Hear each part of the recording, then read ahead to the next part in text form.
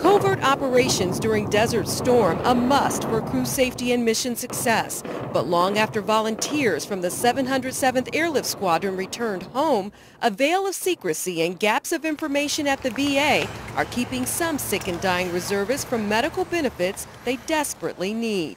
They came down with brain tumors, brain cancer, leukemia, and ALS. 13 Investigates found it's up to them to prove they were exposed to spent tank shells, uranium dust, and unusually high amounts of insecticides. For the first time, the Department of Veterans Affairs is responding, saying the agency is not privy to records for covert or classified missions. And we would not generally be aware of the existence of those documents. By phone, VA Deputy Director Tom Pamperin says the benefit determinations are based in part on what's in the file. Like, is there anything in the veteran's record that would suggest that this thing they're saying is credible? Lieutenant Colonel Steve Avery, recognized here by the 315th Airlift Unit, was one of the first reserve pilots from Charleston sent to Desert Storm.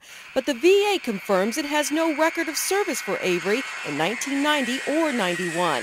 His squadron wasn't officially activated, and now the VA says the Air Force Reserve destroyed the service records, leaving the sick reservist caught in the crossfire.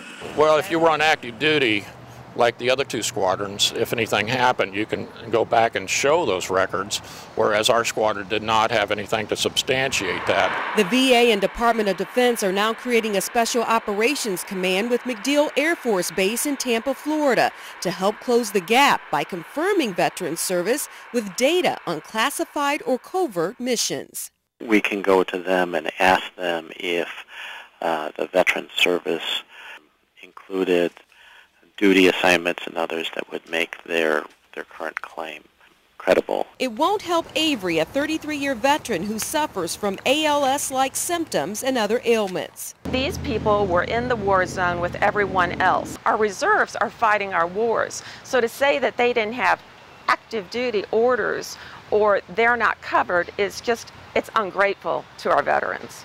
Avery isn't alone. Chief Master Sergeant Wade Cheney served as a chief loadmaster in the 707th during Desert Storm. He's battling stage 4 lymphoma and paying for his treatment with no VA benefits.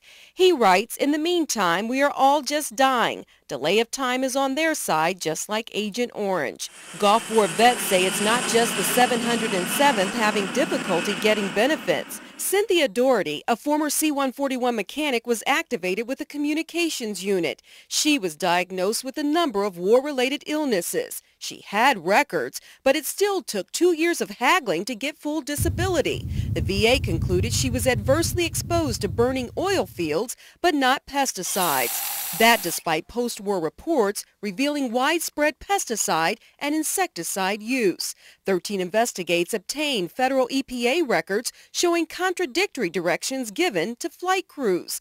Harmful if swallowed or absorbed through the skin. Avoid breathing vapors, but spraying when passengers and crew are on board and all doors, hatches, and ventilation openings are closed. By the time the EPA demanded a label change, the war was over. If they flew C-141s or military airlift transport planes during Desert Storm, they really need to be concerned about this. And as a pilot, you could be up in the cockpit and look in the back of the airplane and you couldn't see the passengers because there was so much bug spray. The VA is reviewing Avery's flight records showing dozens of logged pilot hours before, during, and after Desert Storm. They know when he flew, but not where. Since 2001, he has raised post-war medical concerns. His former bosses, including a general, rated him a true patriot, a top-notch staffer who coordinated a comprehensive investigation with federal authorities into possible Desert Storm-related ailments affecting his squadron. 8 years later, he's still fighting.